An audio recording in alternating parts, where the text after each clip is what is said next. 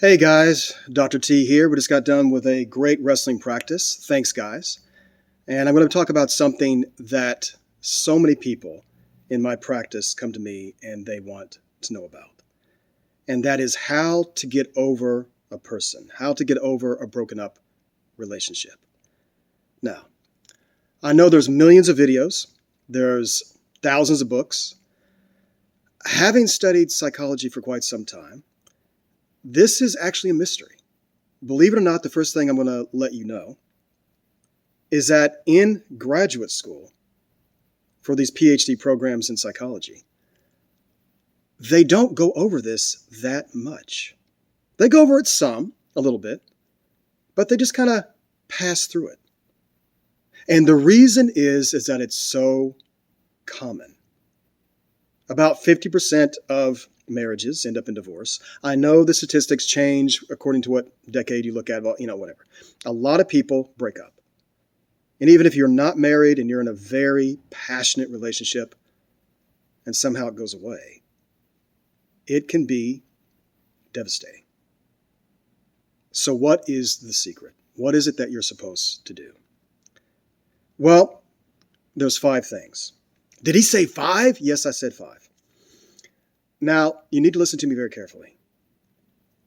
If being in love is the avenue of happiness, if it's the greatest thing in the world, which it very well might be, from Shakespeare, from the Bible to, Pretty Woman, the greatest thing on the planet is to be passionately in love with someone and they are with you. And I think this might actually be the secret to happiness because I have never met a couple that was healthy physically, financially, and they're deeply in love with each other and they're unhappy. That doesn't exist. If 2 people are healthy financially and physically and they are together, they are in love, they are going to be happy. I have seen the most bitter, the most negative people in the world. One of my friends, he was just kind of negative his whole life. I mean, we made fun of him. We called him negative in his first name. I won't say his first name. We just teased him all the time. He was just, a negative Nancy. He fell in love. He's a completely different person. So if it is true that being in love is the greatest thing on earth, then losing that person, and especially if that person breaks up with you, that might be equally devastating. Now, so many of my colleagues say, Dr. Todd, it's far worse when you go through this and there's people at war. I get it. I understand. There probably are worse things in life. But do not underestimate the pain. I'm going to mostly talk about people who have been rejected. Now, it can go either way. I mean, you might reject that person, but regardless, when you are rejected in any form, the same part of the brain that's responsible for physical pain fires off. It is physically painful to be rejected. So back to the 5 things. Number 1, lean. Lean on people, okay? For a certain amount of time. You are in pain. I know, hey, Todd, I can take any amount of pain. You saw me in the wrestling club. I'm tough. You can hit me. I can take it. It hurts. It does give you some relief to call up friends, to call up people. I mean, don't be ashamed. Go ahead and lean on people and let them know. Now, here's the little, caveat that I would say to that. That's an obvious first step, but there's a danger. Number 1, lean on the right people. If you lean on the wrong people and they're giving you bad advice, they're not empathetic, they don't care, that can make things much worse. The other thing is have a time limit. Yes, you need to be a whiny William. You need to whine. Have that one friend that you can trust, or those couple of friends you can trust, your religious leader, maybe a therapist, whoever. And, tell them. If it's a friend, look, I'm probably going to have to call you every day for at least 15 minutes a day and just vent. Go ahead and do that. You are in pain. It's okay. Maybe they don't have to say a word. They just have to listen to you. But how long are you going to do this?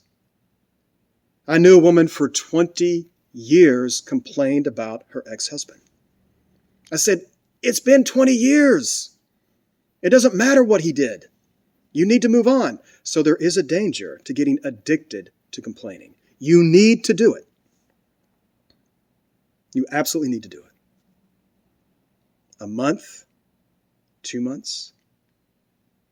Make a decision when you're going to stop. And when you stop complaining, when you stop whining about it, I know it's a negative word, but when you stop, talking about it, you're going to feel the need, I need to talk. Don't. You have set a deadline. Second step, take care of yourself physically.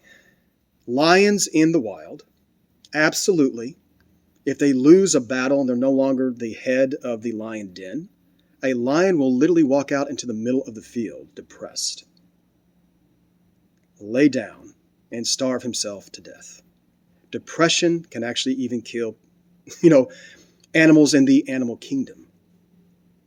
You need to take care of yourself physically. You're not going to feel like it. You're not going to feel like getting out of bed. You're not going to feel like eating 3 meals a day. You're not going to feel like exercising. You can even take ashwagandha or relora. They're supplements. I'm not part of the companies, but you take supplements if you need to. But take care of yourself physically. If you meditate actually changes the brain chemistry, according to UCLA. It's not touchy-feely. Exercising releases those endorphins. You're not going to feel like it. Your feelings are lying to you when they say, don't get out of bed, don't eat, don't drink water. Your feelings are lying to you when it says, reach for alcohol, reach for hard drugs. Feelings can lie to you. Don't let your feelings lie to you. Don't lie to yourself. Take care of yourself physically. It's kind of like physical rehabilitation. God forbid you tear out your ACL in wrestling practice. You're going to have to do a lot of very painful physical therapy to rehabilitate your knee. You're going to have to do emotional rehabilitation as well. Third, this is going to surprise you and you're not going to like it. Should you beat yourself up? About all the other psychologists that I know say that you shouldn't. I disagree. If you did something wrong, you need to beat yourself up. You need to face the mistakes that you made. Because if you don't, you're going to make them again. I don't know. And so many people, every single couple, I did nothing wrong. That's impossible. Nobody's perfect. Now, maybe the other partner did more things wrong.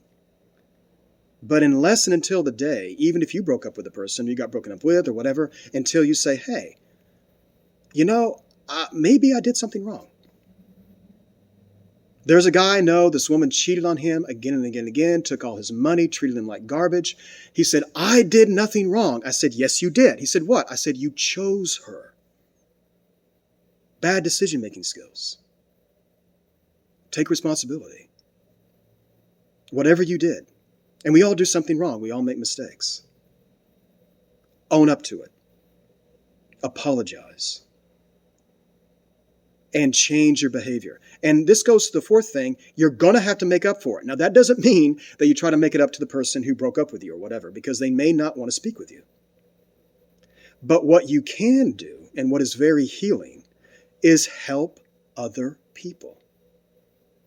There is a guy I know, he went to jail for hitting his wife.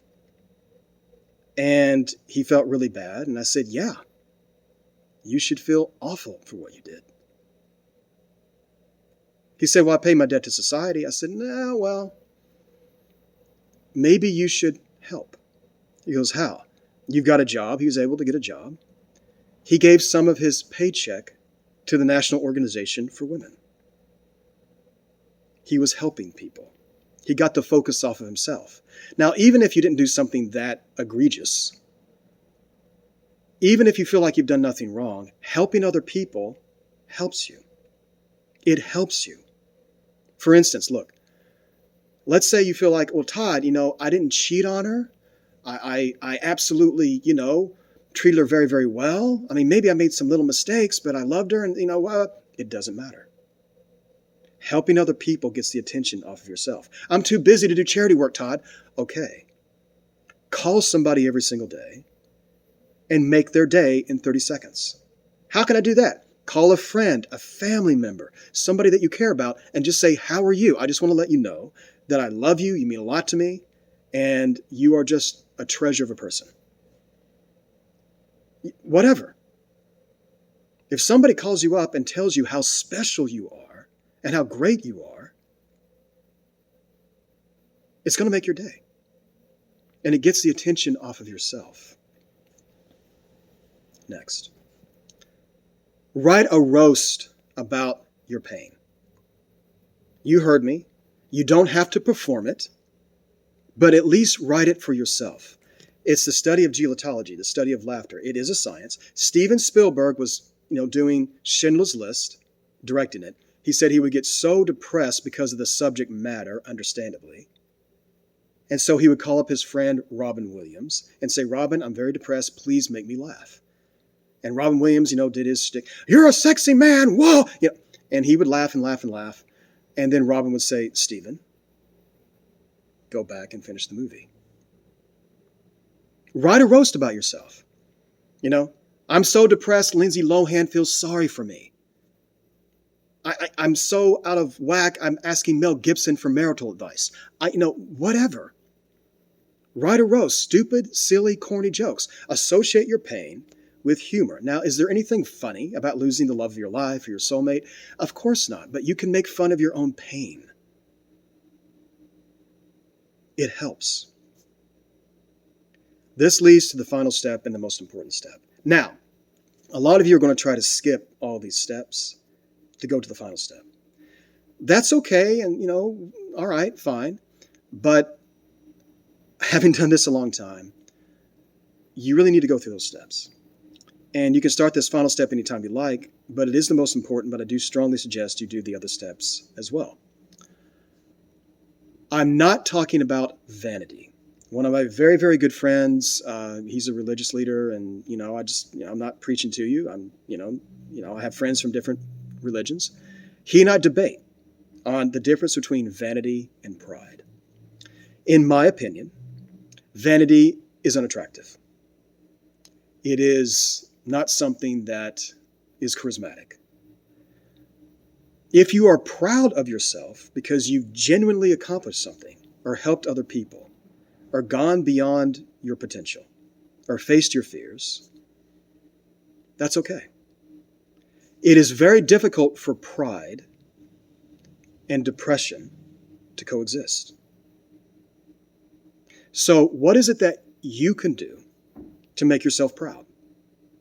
One man told me, said, Todd, it's playing the violin. I am so proud when I'm able to do, a musical tune or whatever that I've never done before. A very difficult song, something from Mozart. I just get proud of myself practicing the violin. Great. Do that. Wrestling somebody at wrestling class that's beyond your ability. Studying something new, learning a language, helping other people.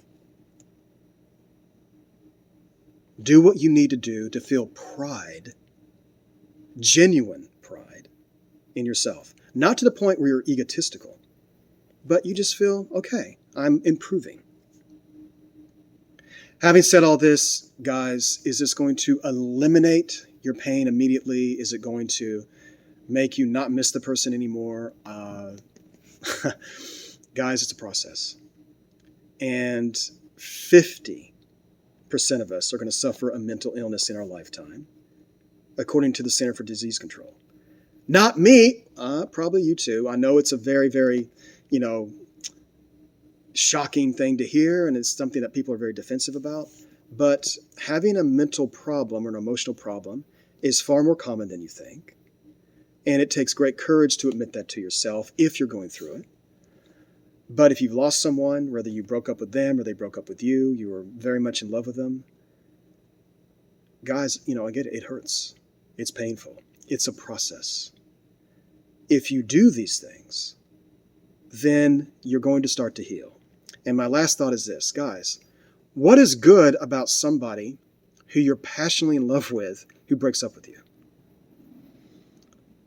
Not much. But maybe you can turn it into something good. It forces you to be better. It forces you to do the things I just said to improve.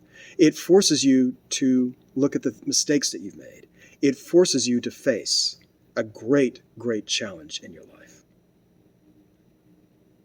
That kind of sucks in one way, but in another way, okay. It's forcing me to get into the ring emotionally. It's forcing me to improve.